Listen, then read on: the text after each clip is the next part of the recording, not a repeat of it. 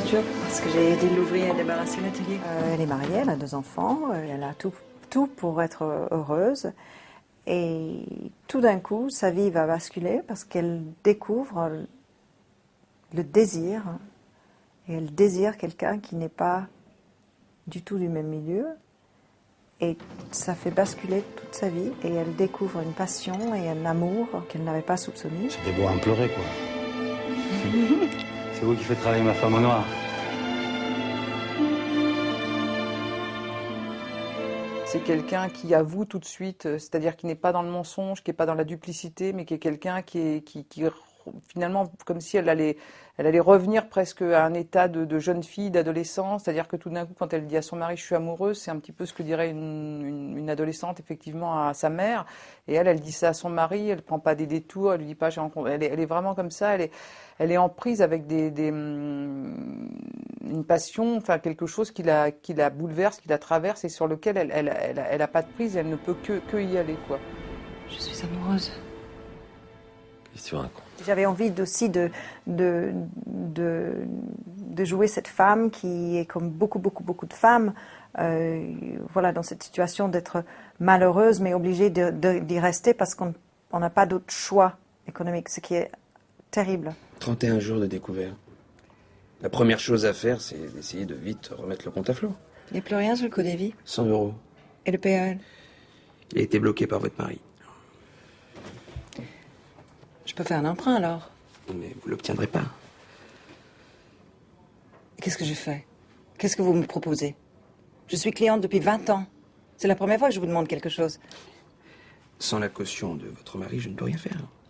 Pour le mari, c'est sa femme lui appartient, alors que avec Sergi, enfin avec son amant, ils sont dans un autre rapport, ils sont dans un rapport d'égalité ou dans tous les cas de respect. C'est une autre manière de se regarder et de se voir, quoi. Donc c'est aussi un film sur le désaliénement, je sais pas, sur la manière dont on casse un petit peu l'aliénation sociale dans laquelle on s'est mis, quoi.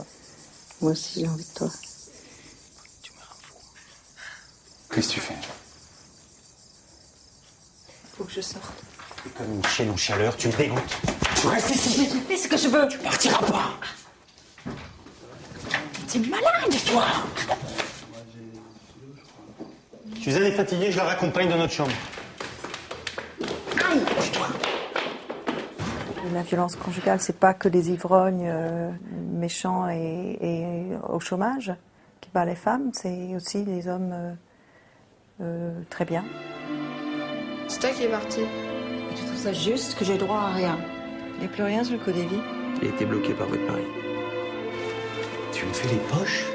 Il faut qu'on tienne jusqu'au divorce. Tu n'auras rien, tu le sais.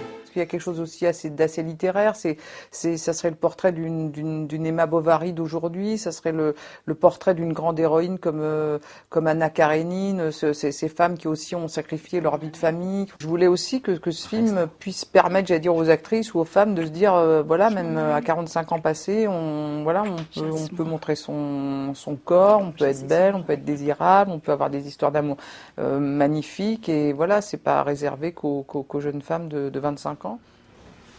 D'accord. Attends. Les scènes d'amour, on a toujours peur de se dévoiler, on a peur d'être ridicule, on a peur de plein de choses. On a peur de trahir. Moi, j'avais peur de me trahir. Pour moi, c'était plus facile parce que j'avais Agnès Godard derrière la caméra. Il y avait Connie qui faisait le point. Il y avait Catherine. Il y avait Camille qui était au script. Donc, il y avait beaucoup de filles. Donc, ça allait. Par contre, la scène très violente avec Yvan, c'était dur.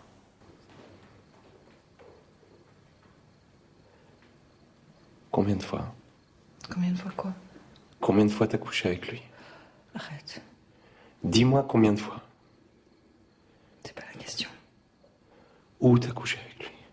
Ça faisait longtemps que je pensais à Christine parce que j'avais pensé à elle il y a 20 ans déjà pour un rôle et puis ça n'avait pas pu se faire. Donc c'est vraiment quelqu'un avec qui j'avais vraiment envie de tourner, quoi.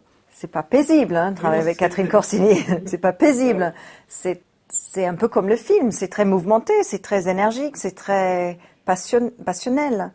Moi, j'ai beaucoup aimé ça. Ma manière, je pense, de travailler avec elle a apporté des choses. Il y a des moments où on sent vraiment qu'il y a de l'abandon total, quoi, où elle est en danger, quoi. Donc le personnage est en danger, l'actrice est en danger. Alors c'est vrai que parfois c'est douloureux, c'est périlleux, mais je crois qu'ils ont réussi à avoir ce petit grain comme ça de fêlure et de folie qui amène vraiment une vérité, je trouve, à l'histoire, quoi. Je ferai tout ce que tu veux. Rentre à la maison. Mais arrête.